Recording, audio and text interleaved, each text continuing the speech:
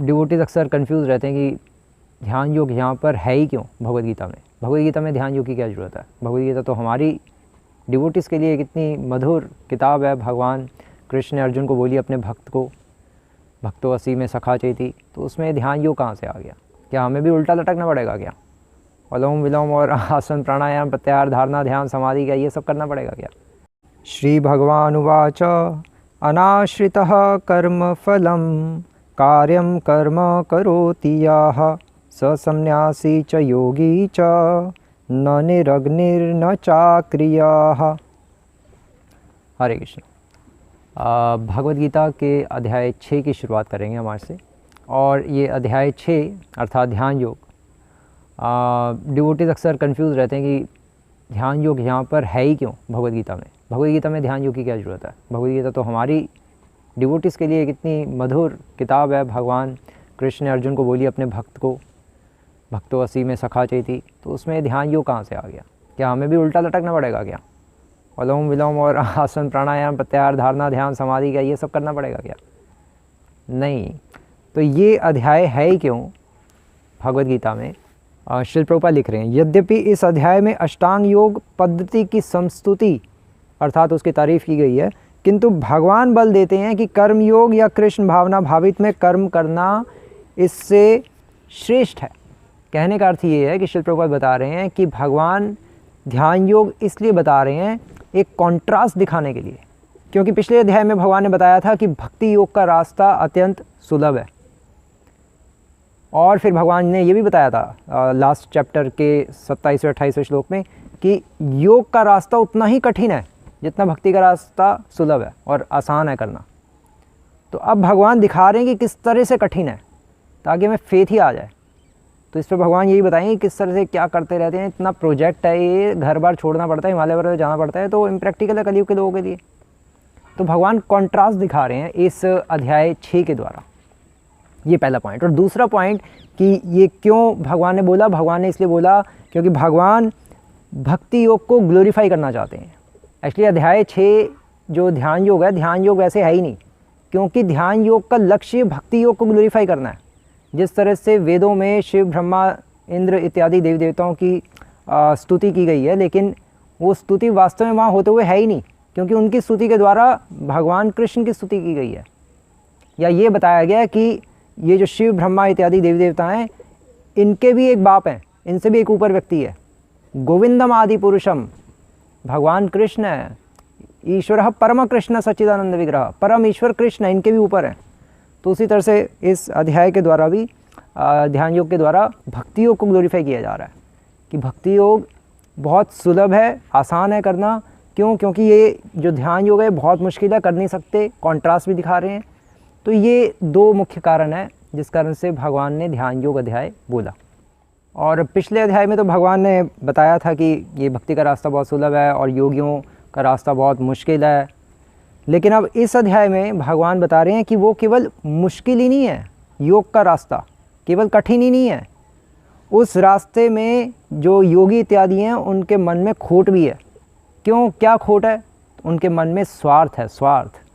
क्योंकि जो योगी होते हैं, योगियों का लक्ष्य क्या होता है? योगियों का एक्चुअली 2-3 तरह के योगी होते हैं। एक तो योगी होते हैं जिनका लक्ष्य होते हैं सिद्धियाँ प्राप्त करना, अष्ट सिद्धियाँ। और एक योगी होते हैं जिनका लक्ष्य होता है हृदय में चतुर्भुज विष्णु रूप पर ध्यान लगाना, और ध्यान लगाकर वो अपनी पर्सनल सेटिस्फेक्शन, अपनी आत्म संतुष्टि चाहते हैं, भगवान को निहारते हैं और बस संतुष्ट रहते हैं। सेवा करना लक्ष्य नहीं होता। तो आत्म संतुष्टि अर्थात स्वार्थ है। ये दोनों तरह के योगियों में स्वार्थ है। एक का लक्ष्य सिद्धियाँ, एक का लक्ष्य है भगवान को निहारना, क्योंकि सेवा तो करते नहीं। तभी तो भगवान यहाँ कह रहे हैं कि ना चा क्रिया नहीं करते, सेवा नहीं करते, बस निहारते रहते हैं। तो भगवान कह रहे हैं कि अनाश्रितः कर्म फलम। अनाश्रितः का अर्थ है, आश्रित का अर्थ होता है कि शरणागति लेना, अनाश्रित का अर्थ है कि शरणागति नहीं लेना। आश्रित नहीं है, अनाश्रित है, उसको कर्मफल से कुछ लेना देना नहीं है। कार्यम कर्म करोति यह, लेकिन फिर भी वो कर्म करता है। क्यों? कार्यम अर्थात ऑब्लिगेटरी, कर्तव्य समझ के करता है। क्यों? क्योंकि ना ही कश्चित शरणम अपि, कोई एक क्षण के लिए भी खाली नहीं बैठ सकता, कुछ तो खाने के लिए कुछ तो काम करना ही पड़ेगा। तो जो ऑब्लिगेटरी कर्तव्य पालन करने के लिए कर्म करता है और इसलिए कर्म फल की इच्छा नहीं करता, क्यों? क्योंकि उसको पता है कि जिस तरह से जनक महाराज इत्यादि सबने कर्म किया, मुझे भी करना है लोक संग्रह के लिए, लोक कल्याण के लिए। स सन्यासी च योगी च, वो ही असली सन्यासी है और वो ही असली योगी है। सन्यासी का अर्थ है, यहाँ भगवान ज्ञानियों की बात कर रहे हैं, जो यहाँ सन्यासी इसलिए उनको काटा जा रहा है। स सन्यासी, असली सन्यासी भी डिवोटी है और असली योगी भी डिवोटी ही है। न निरग्नि ना चाक्रिया, वो नहीं जो अग्नि नहीं जलाता, अग्नि के, क्योंकि जो सन्यासी होते हैं, जो ज्ञानी इत्यादि होते हैं, जो मायावादी ब्रह्मवादी, वो अग्नि नहीं जलाते। और चाक्रिया, और जो कोई कर्म नहीं करता, योगी जो अपना बैठा हुआ और पर्सनल सेटिस्फेक्शन के लिए या सिद्धियों की प्राप्ति के लिए अपने हृदय में ध्यान लगा रहा है। क्यों भगवान ऐसा कह रहे हैं? क्योंकि इन दोनों का जो लक्ष्य है उसके पीछे स्वार्थ छुपा हुआ है। अल्टीमेटली स्वार्थ के कारण ही वो ऐसा कर रहा है। तो भगवान एक्चुअली इस श्लोक के माध्यम से एक तीर से दो निशाने लगा रहे हैं। भगवान योगी और ज्ञानी उनके बारे में ही बता रहे हैं, क्योंकि उनके हृदय में स्वार्थ होता है, मन में खोट होता है, इसलिए उनका जो पथ है, उनका जो प्रोसेस है वो गलत है। और साथ ही साथ डिवोटीज़ को भी वार्निंग दे रहे हैं कि अगर हम भी सेवा करेंगे और सेवा करते हुए अगर हृदय में कुछ स्वार्थ की भावना रखेंगे, निस्वार्थ भाव नहीं रखेंगे, जैसे कि पिछले श्लोक में भगवान ने बताया था 5.29 में, भोक्ता राम यज्ञ तपसाम सर्वलोक महेश्वरम सुहृदम सर्वभूतानाम ज्ञात्वा माम शांति रक्षति। यज्ञ तपसाम, भगवान यज्ञ अर्थात निस्वार्थता की भावना को ग्रहण करते हैं सेवा के द्वारा। तो अगर हम निस्वार्थ होकर सेवा नहीं करेंगे, स्वार्थ के साथ करेंगे, तो फिर हम भी सन्यासी और योगी, सन्यासी च योगी च, हम भी इनकी तरह, हमारा भी सत्यानाश हो जाएगा। तो भगवान कह रहे हैं कि चाहे ध्यान योग हो या भक्ति योग हो, दोनों को ध्यान से योग करना पड़ेगा अपना अपना। और किस पर ध्यान लगाना है? इस पर ध्यान लगाना है कि मैं जो भी क्रिया कर रहा हूँ भक्ति में, वो उसके पीछे स्वार्थ तो नहीं है। अनुकूल से संकल्प, प्रातिकूल से वर्जनम। मैं मंदिर जा रहा हूँ, किस लिए जा रहा हूँ? अपने फ्रेंडशिप बनाने के लिए, या भगवान के बारे में सुनने के लिए और भगवान को माथा टेकने के लिए? तो अपनी प्रत्येक क्रिया को देखना होगा हमें।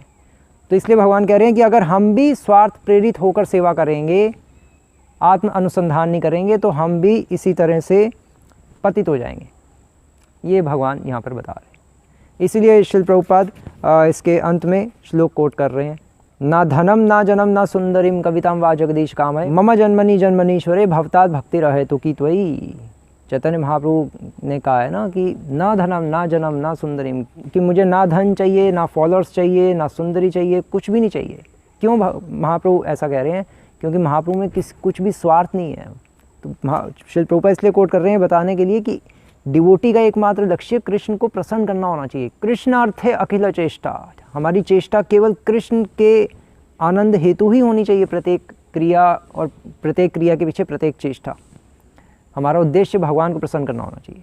तो फिर हम सही रास्ते पे हैं, अदरवाइज हम गलत रास्ते पे हैं। ये भगवान बस इस श्लोक के द्वारा बताना चाह रहे हैं। हरे कृष्ण। श्रील प्रभुपाद की